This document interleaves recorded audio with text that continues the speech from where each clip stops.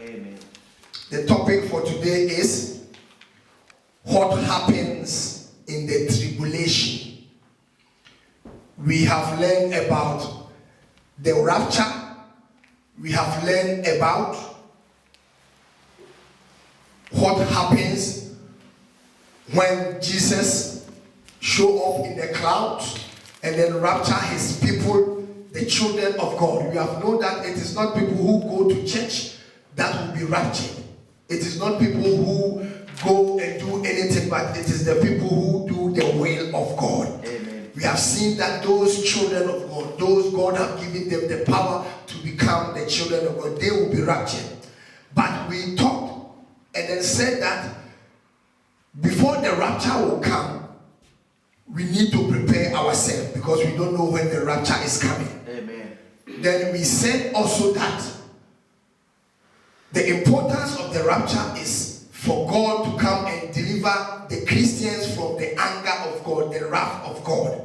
Because man is doing abominable things on earth. Man is not following the Bible. Man is following human beings. Man is doing what man is saying. We are not following what God is saying. So the anger of God will come on earth. And before the anger of God comes, God will rapture his people. So we said it is not good for every Christian to live on this earth after the rapture. Because if you are not raptured, then you will have to face the very, very consequence of the enemy, the Satan. Satan will come and maltreat his people. We said that God will bring his ordained diseases, ordained problems, ordained trials, ordained persecutions. God will bring all of this so that it is not good for us to live in the time of the tribulation. So we all need to prepare ourselves. We have to check our life and see what we are doing that is not right. If we don't correct it, then we will be in the tribulation. We don't need to be in the tribulation. We need to be raptured. So we saw that the rapture of God will come at the day that we have no clue, we have no idea. It will come like a thief entering into somebody's house, but we need to prepare. Now, we said that we don't need to be living on the earth during the tribulation. Today, what we are going to continue is what happens in the tribulation. What happens in the tribulation? Praise the Lord. Hallelujah. What happens in the tribulation?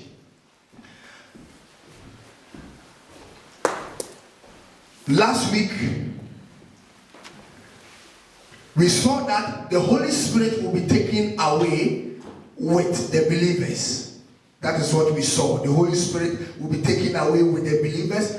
So we looked at the message from 2 Thessalonians 2:7.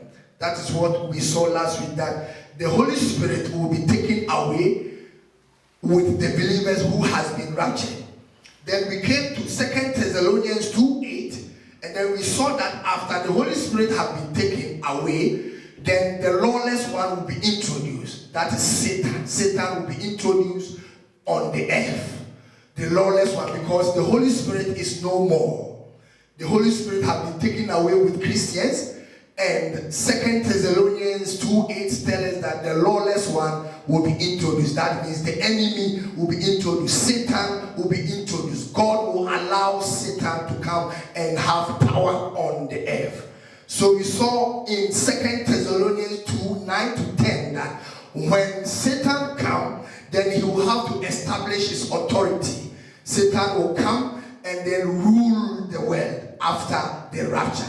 So what happens in the tribulation is what we are learning. Now we are continuing from what we left last week. Last week we saw that before the tribulation will be intense, then there will be no Holy Spirit, because the Holy Spirit that stops you. Holy Spirit that tells people that what you are doing is wrong. If the Holy Spirit is no more, then the enemy will have the right. The enemy will have the full force to inflict diseases, inflict pain on people, because the one who stops him is no more. Now, what will the spirit of the devil do? What will the lawless one do? That is what we are going. Let's turn our Bible to Revelation 13:5-8. Revelation 13:5-8. Revelation 13:5-8. What happens in the tribulation?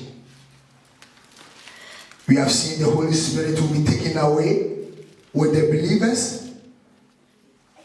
The enemy will be introduced, that is, the devil will be introduced. And if the devil is introduced, then he will have his authority. He will have his authority. So we are continuing. Revelation 13:5-8. I read. And the beast was given a mouth uttering haughty and blasphemous words. And it was allowed to exercise authority for 42 months. It opened its mouth and uttered blasphemies against God, blaspheming his name and his dwelling, that is, those who dwell in heaven. Also, it was allowed to make war on the saints and to conquer them. And authority was given it over every tribe and people and language and nations. And all who dwell on earth will worship it, everyone whose name has not been written before the foundation of the world in the book of life of the Lamb that was to slay. Amen. Amen. Amen. So we see the beast will be introduced. The enemy will be introduced. Satan will be introduced because it is God who will allow that. Why? Because it is the time for us to pay the reason why we did not rapture. We did not make the rapture. If we just do anything we like and we don't follow the dictates of God, then when the time of rapture comes and we miss it, then the Bible says in Revelation 13:5-18, the beast will be introduced and then he will establish his rulership. He will blaspheme the name of the Lord, and then he will allow to make war on the saints and to conquer them. And the authority will be given over to him all over the tribes. So on that day, we will not have any authority. Remember, the Bible says we have been given authority to trample over scorpions and serpents, and nothing by any means will harm us. But on that day, if we miss the rapture and we are in the tribulation, then the enemy will be given the power of God that we used to stop the enemy will be no more. So the enemy will have the authority to torture us. He will be given authority over all tribes. He will be given authority over all nations. He will be given authority over all men. He will be given authority over every living thing that was on earth. And then if the enemy has been given authority, look at the pain he's going to inflict his people. Look at the pain he's going to torture his people. We're going to go through a lot if we miss the rapture. That is why we always say we don't need to live as we are living. We need to check and be ready for the rapture, because in the tribulation, this is what is going to happen. The beast power, a counterfeit kingdom of God, will dominate the whole world. The whole world will be dominated by the counterfeit kingdom. The whole world will be dominated by the power of the devil. When you speak, I bind you, it will not bind. I rebuke you, it will not rebuke. When you fast and you pray, it will not happen. Anything has been given over to the enemy. Why? To torture you. That is his time. Because now is the time for us. Now is the time that we have to humble ourselves and then repent. Now is the time that we have to follow the word of God. Now is the time that we have to worship where they follow the scriptures and do what exactly the Bible is saying. We don't need to copy what people are doing. We don't need to follow the masses. We need exactly to look what God has said. What God has said is in the Bible. Because if we miss the rapture, then we have to prepare ourselves to face the wrath, the anger of the beast, the enemy, who will be given the power to torture everybody on earth. Our prayers can save save us that day. Our fasting, our rebuking, our stamping, our binding, our loosing, everything will not work that day. Why? Because the beast has been given power by who? By God, to torture those who were rebellious, those who refused to love the truth, those who refused to be saved, those who followed the majority and then went to where? Hell. The Bible says there is a way that seems right unto a man, but the end thereof is death. There is a way that is so broad and many people pass it, and that is what is happening. What the Bible has said is happening. Many people are passing through the broader way, and it's leading them to where? It's leading them to hell. But the Bible says narrow is the way that leads to everlasting life, and few people find it. So you see, Jesus even know that there are few people who can make it through the narrow way to heaven. So in the tribulation, the beast power will be introduced. The counterfeit kingdom, which is not the kingdom of God, will dominate the whole earth. Our prayer will not work. Nothing will happen. We will be in full torture. Praise the Lord. Now we saw that the Antichrist will require that everybody on earth must have an ID card. You see, the Antichrist, when he comes, the beast, when he comes, will require that everybody must have an ID mark. The mark will be embedded or a tattoo on his body or her body. You see, that is what is happening now. You see people putting the tattoo. That is something that is going to come. The tattoo is the mark of the beast. The tattoo is the mark of the enemy. So that is why we tell people, get rid of these tattoos. It is not needed. The tattoos are not allowed. Don't make any mark on your body. God said in Deuteronomy that don't make any mark on your body, or don't cut yourself for the dead. Don't put holes in your ears. Don't put marks on your body. Why did we make holes in our ear? The Bible tells us that when you are a slave and then you serve after 7 years and then you have to be set free. But if you don't want to go because your master is good, then your master have the right to pierce your ears, so that when you are walking, then people will know that, oh, this was a slave, but after 7 years, he was able to serve his master. He said, I want to serve my master again. Why do we pierce our ears? When I gave birth to my daughter, I pierced her ears because I did not know it was wrong. You don't need to pierce your ear. If I have a chance of giving birth again, I will not pierce the ears. I myself, I pierced my ear when I was in the well. But the Bible says, do not make any cuttings in your body. Do not put any tattoo. When you read the Bible, it is only the slaves who wanted to serve their master after the 7 years. That is what God gave instruction. Pierce their ears so that when they are walking, then they will know that, oh, he wanted to serve his master forever.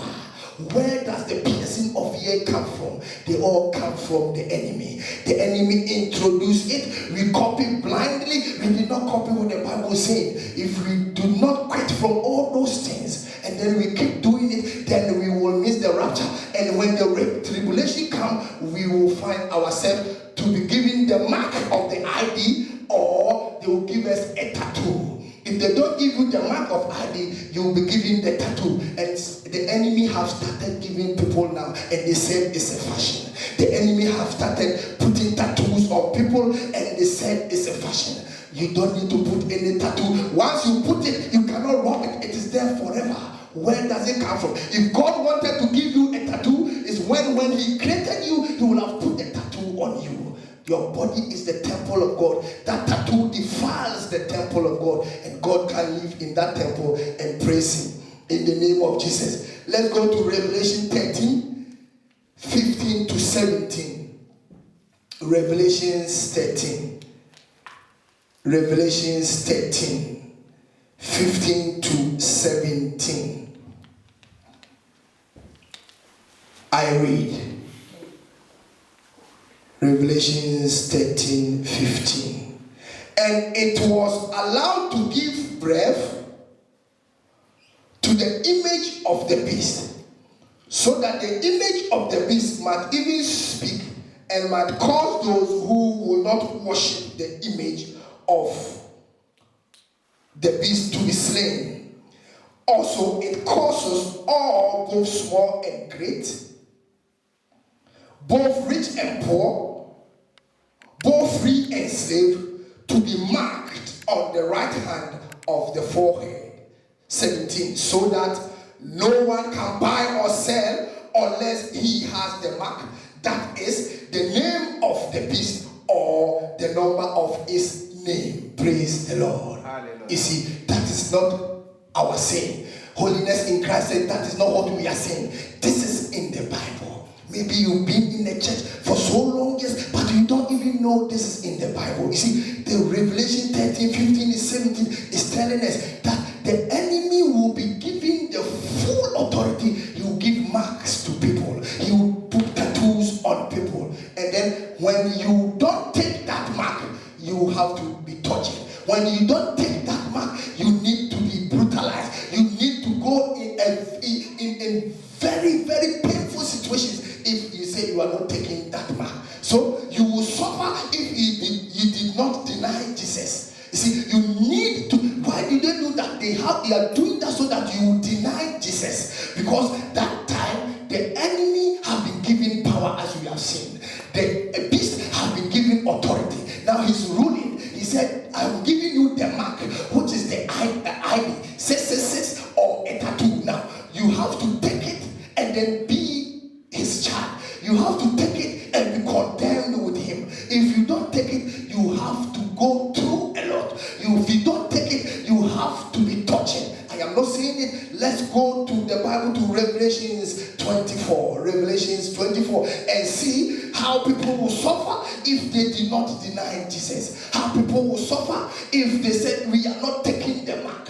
They give you the mark. They torture you so that anywhere you are going, you know this is the child of the beast. This is the child of the beast. Why? Because that day, all the believers have been raptured.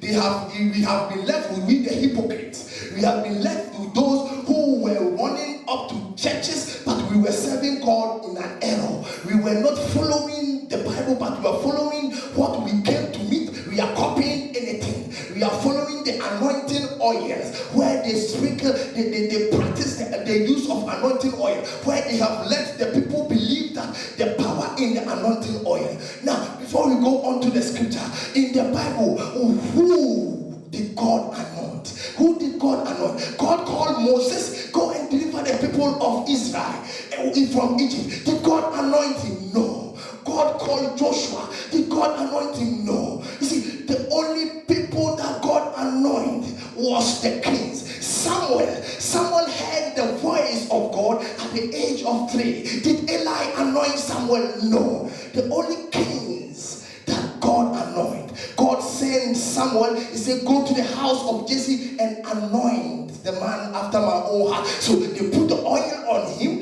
That tells that the power of God have anointed him as a king.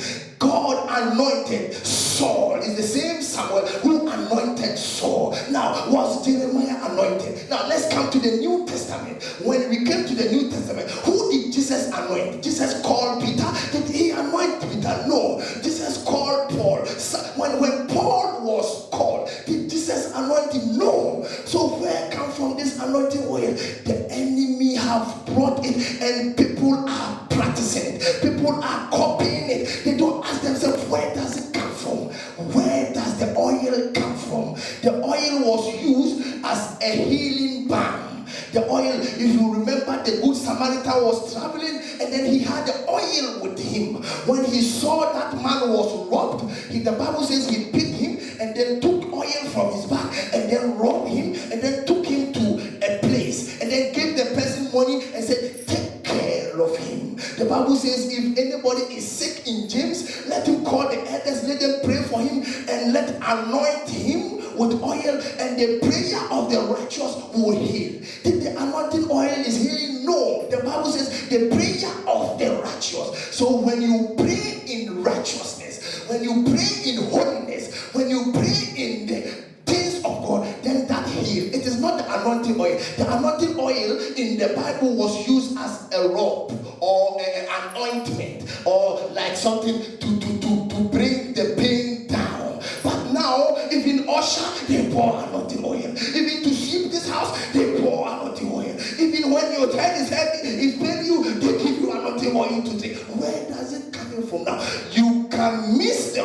if you practicing this. If you are in a place and they're doing this, you are part of them, because what you are in them, and then tell them stop it, or I will not be part of you. If you don't tell them and you keep quiet and they do it and they say, oh, I am not going to the church because of people, I'm not going to church because of the pastor, the things that they are doing are not in the Bible. They are copying, and you ask them, where did it come from? They tell you, oh, I got it from here, I got it from here, I got it from here. Jesus will have anointed Paul. He will have anointed Ananias. He will have anointed Silas. He will have anointed Barnabas. He will have anointed Barnabas. So you see, if we keep practicing this, we will definitely miss the rapture, and then we will face the consequences of the beast. We think it is only stopping immorality. Oh, I am not lying. Oh, I am not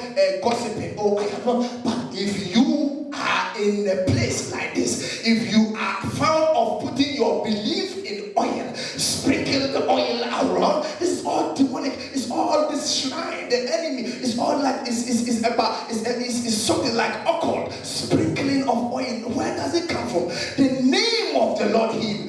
When Peter and Paul was going in the temple, Peter and John rather, and they saw the beggar, they said, we don't have money, but in the name of the Lord, get up. Did they pour anointing oil? No. So where is all this anointing oil? But if we don't quit from it, we will be in full trouble of the beast. Let's see what happens if we did not receive the mark. Revelation 20 verse 4. Revelation 20 verse 4. Revelation 20 verse 4.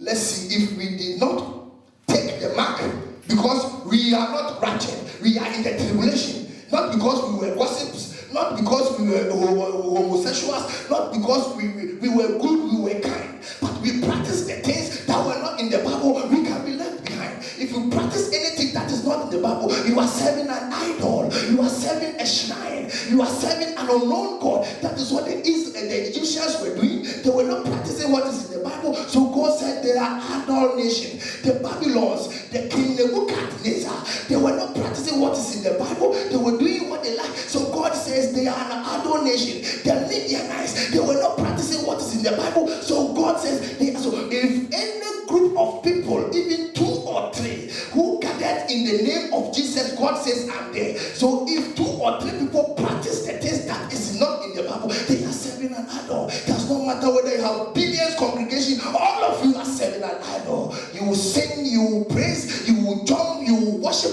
you think you are serving God, but it is an error. That is why God says, I will say, depart from me, you who did not do what is right. The Bible did not say you who did what is a sin. No. He didn't say, oh, you who is a sin. I said, you who did what was not right. What was not right? The sprinkling of the anointing oil. What was not right? The pouring of anointing oil on ushers and cleaners and chairs and food. They are all not right. So God said, depart from me, you who did what was not right. Revelation 20 verse 4.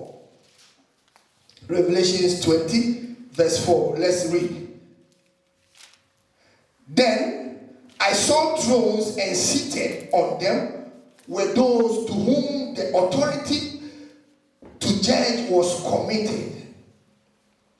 And I saw the souls of those who had beheaded from the testimony of Jesus and for the word of God, and who had not worshipped the beast or its image, and had not received its mark on their forehead or their hands. They came to life and reigned with Christ for 1,000 years. Praise the Lord. Hallelujah. You see, so this is what John saw. He saw those who did not take the mark of the beast. He saw those who did not deny Jesus. But what happened to them? They said their head was cut off. So in the time of the tribulation, if you don't want to take the mark, they will cut your head off. If you don't want to take the mark, they will maybe chop one hand off. So you see, John said, I saw those people who did not take the mark, who said, no, we will not take the mark, and they chopped their head off. But the Bible says they went and then reign with the Lord. Is somebody chopping our head now? Is somebody cutting our hand off now? So why are we not serving Lord in the right so that we can make the rapture? Why do we have to wait that the rapture is gone and then your head will be cut off before you can meet Jesus Christ? Jesus will show up any minute. If the rapture can happen now, if you are not raptured, the tribulation will come and we have to take the ID card, the ID mark. If we don't take the tattoo, the Bible says our head will be cut off. Revelation 24. Everything that we say in this church, we back it with scripture. Before you go home, you have about 5 or 6 scripture. Like I told you before, our mission statement is Acts 17:11. When you go home, you also study it and then see what we have said here is the truth. That is what the Bereans were doing. When they go home, they check what Paul and Silas have told them, and then they correspond it with the Bible and say, oh, okay, Paul was right. Okay, Silas was right. They don't just go home and then put the Bible aside and then go on eating, drinking until next Sunday. That is not what we are doing here. Holiness in Christ Church. When you come, a pen or paper, get the scriptures. When you go home, your scripture base is Acts 17:11.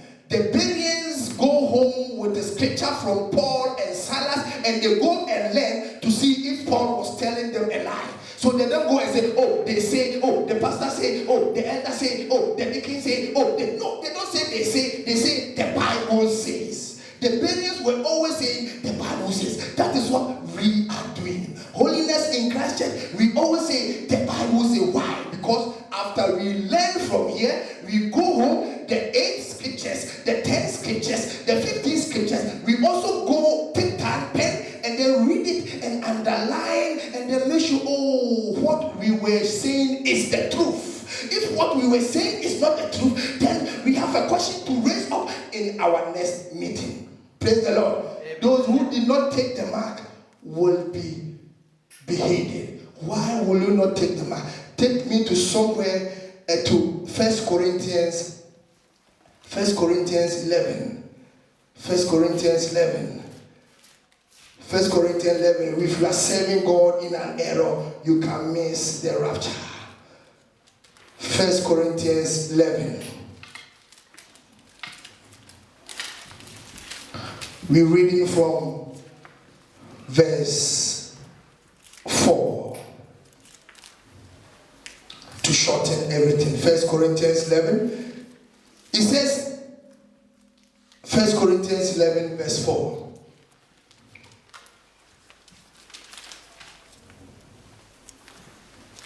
Are we there? Okay. He said, every man who prays or prophesy with his head covered dishonor his head.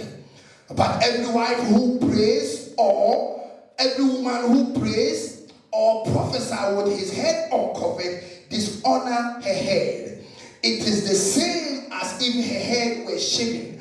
Says, for if a wife or a woman will not cover her head, then she should cut her hair off short. But since it is disgraceful for a wife to cut off her hair or shave her head, let her cover her head. 7. For a man ought not to cover his head, since he is the image and glory of God. But a woman is the glory of the man. Praise the Lord. Hallelujah. You see, this is the word of God. This is the word of God. So if you can serve God, going up and down, jumping, preaching, you have the you have the power to heal. But you see, a man, when you are praying, the God is saying, when we meet in the church, when we are praying, a man shouldn't cover his head. Why? Don't wear any baseball cap. Don't put anything on your head. Why? Because he explained it in 1 Corinthians 11 verse 7. He said, God is the image and the glory of the man. If a man cover his head, you are covering the image of God in the church. As we have met here, it is the image of God, it is the glory of God that can heal me and you. It is the glory of God that can push us from glory to glory. It is the glory of God that can give us the ability what we can't do. So you see, God is saying, when we meet in the church, a man, don't put anything on your hair, because you are the glory of God. Leave it open so that the glory of God manifests the whole place, so that the glory of God heal anybody who cannot be healed. The glory of God convict anybody who is a sinner. The glory of God penetrate the heart of somebody who don't believe the scripture. Then he said, when a woman is praying, then a woman, you should cover your hair. Put something to cover your hair. Why? Paul explained it in First Corinthians 11, verse number 7. He said, why? Because the woman, you are the glory of the man. So Paul said, we don't need to bring the glory of man in the church. As we meet in the church, it is only the glory of God which should operate. So a man, leave it open. Let the glory of God open. A woman, cover your hair, because your glory is the man. You can't leave the glory of God and man to fight in the church. So a woman, cover your head, so that your glory, which is the man, as we are praising God, man is nothing. Man can't have the glory in this place. Anybody who says he have the glory in here, God will strike him. God says, I will not fight my glory with anybody.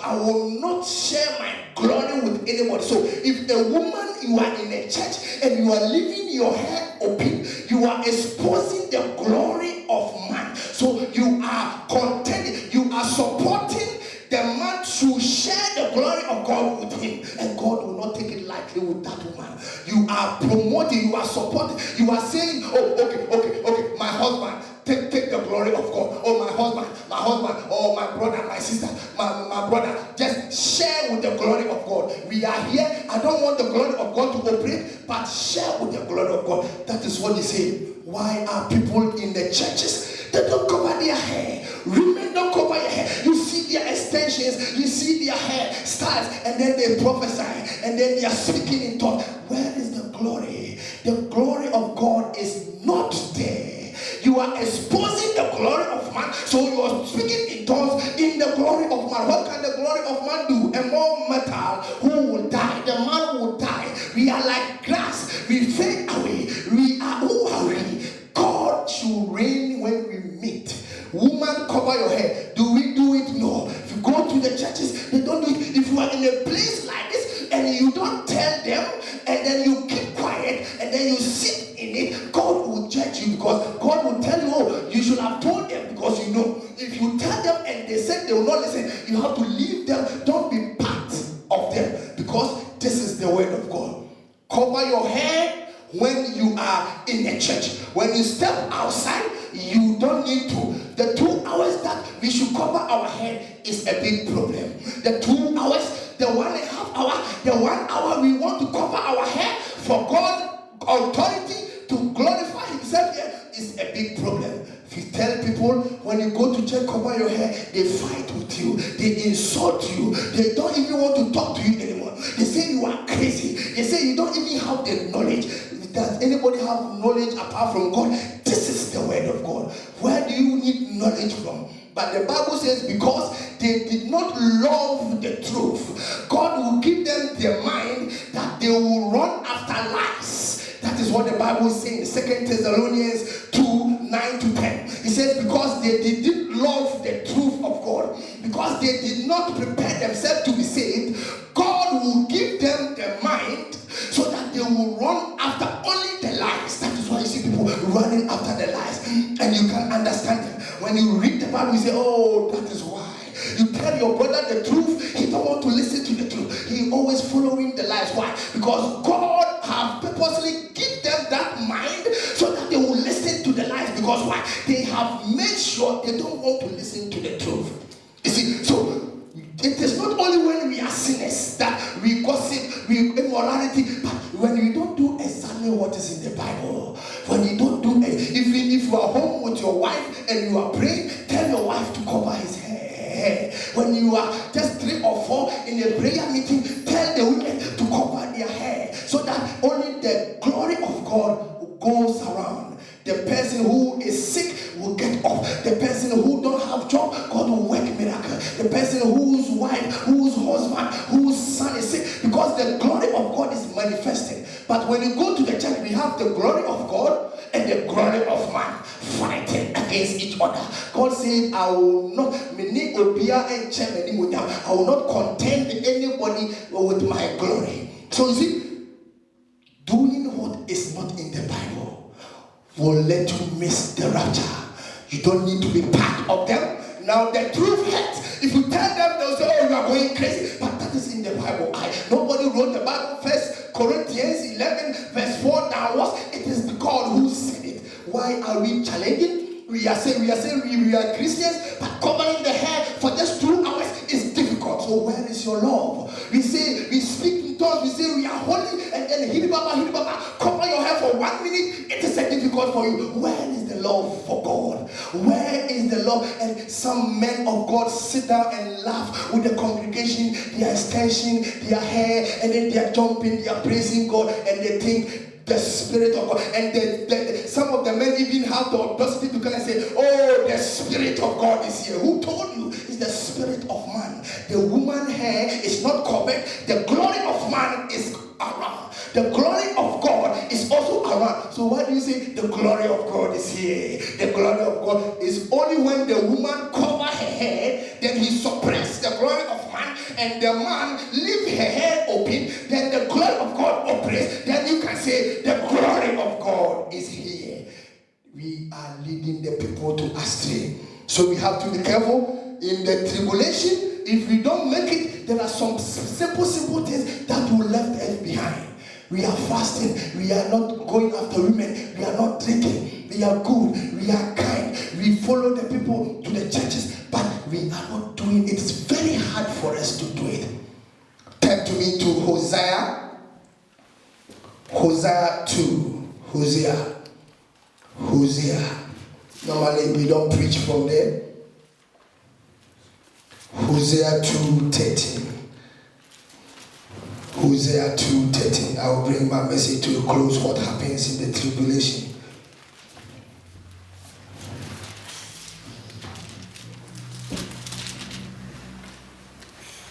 We always do what is in the Bible. We don't care what people are saying, because it is that will take us to heaven. What people are doing and they don't know where they come from will not take us to heaven. They just copying anything. Oh, I came. When I became a pastor, that is what they were doing, and I have to do the same. When I was a child and we were going to church, that is what they were doing, and I have to do the same. Then the question they have to ask is, where did this come from? Does it come from does this come from God in the Bible? Hosea 2:13. Hosea 2:13. I read. It says, and I will punish her for the feast days of the Baal, when she burnt offerings to them, and she adorned herself with her ring and jewelry, and went after her lovers and forgot me, declares the Lord. You see what God is saying? God is talking to the wife of Hosea. Hosea's wife was an adulterous woman. God told Hosea to go and then marry an adulterous woman. But you see, what I like about this is, God said, I will punish her for 2 things. I will punish her for the feast days of the Baal. He burned incense. He gave food to the Baal God. That is what she do. She does. She burn incense. And let me ask you, if somebody asks you when you go to church and say, oh, we go to the church where we burn incense, people will run away from you, because they say, hey, I'm going to a demonic place. Now, God says, I will punish the wife of Hosea for 2 things. 1, burning of incense to the God. So now everywhere it is known that burning of incense is not good. That is one thing God says, I will punish the wife of Hosea. What is the second thing? Let's read. And then she said, and adorned herself with her ring and jewelry. My God. My God. The wife of Hosea put in earrings, put in jewelry, put in the makeups, put in, you see, God says, I am not saying it. He said, I will punish her for all the days. So if you spend 60 years and you start wearing here, God says, I will punish you for that 60 days you do those things. You see, if wearing the earrings, wearing the jewelry is not necessary, then God will have said, I will punish the wife of Hosea for going after her lovers. It's a simple, I'll punish her for going after her lovers. But God didn't say that. He said, I'll punish her for one, burning the incense. So if you know burning the incense is not good, why is it that wearing the earrings and the jewelry is good? God says, I will punish Elder Ado for two things. Elder Ado burn incense, Elder Ado wear jewelry. Then somebody come and say, oh, as for the incense that you burn, it is not good. But as for the jewelry, it is good. Don't you know we are being led astray? Don't you know that there's a trick of the enemy here? Don't you know that the enemy is working? God said, there is this woman, I will punish her for all the days that he burned incense to Baal God. And then all the days that she put jewelry, she put earrings, and then went after her lovers. But if it is not necessary, God will say, I will punish her for going after her lovers. Oh, I'll punish my son James for disobeying me. But if I break it down and I say, I'll punish my son James for spending my money, for breaking the television, I've given you two things. So that tells you, if you spend my money, it is not right. If you break the television, it is not right. But if I said, I will punish James for disobedience, it's simple. But God makes it clear. Burning of incense, everybody knows. You ask anybody, where is your church? Oh, Holiness in Christ Church. What do you do? Oh, we burn incense. You don't go there. But if you tell them, oh, what we don't adorn ourselves. We tell the women, put away your earrings, put away your jewelry, put away your makeup. Because why? God have told a woman in the Bible, Hosea was a prophet. The wife did not listen, did not do what is right. He was following Baal. Who was Baal? Remember, Baal was the idol that Elijah killed 450. This woman was burning incense for that Baal. Elijah fight with that Baal. So this woman and Jezebel, they were the same. Jezebel and Ahab were supporting the Baal. Where does jewelry come from? And you see, all these things they are from the enemy. All these things, they come from the devil. They don't come from God. Where does it come from? Did God create them? No. God created gold. God created silver. The silver is mine, gold is mine. They are money. So if it is money, you can use gold to decorate this, this speaker. We can have a gold mic. We can have a gold chair. We can have a gold crown. See, gold is used to make beautiful things, but not to turn it into earrings. And then, you see, it is the people who were worshipping the idols.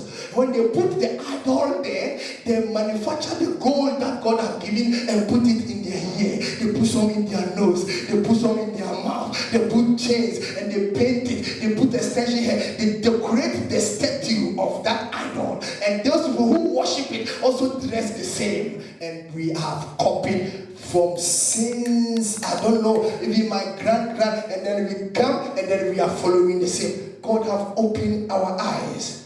God have opened our eyes. Now go to Colossians 2:6. I bring my message to a close. Colossians 2:6, 8. Colossians 2:6, 8. Let's see, where does all this come from? Where does all this come from? You see, so it is not only the immorality, it is not only sin, gossip, and then people think, oh, that is the only one. I am not doing that, so I'll go to heaven. Who told you? There are some things in the Bible you are not doing, and you will be left behind in the tribulation. We have seen what happened in the tribulation, and if we are not ready, then we will be left behind. Praise the Lord.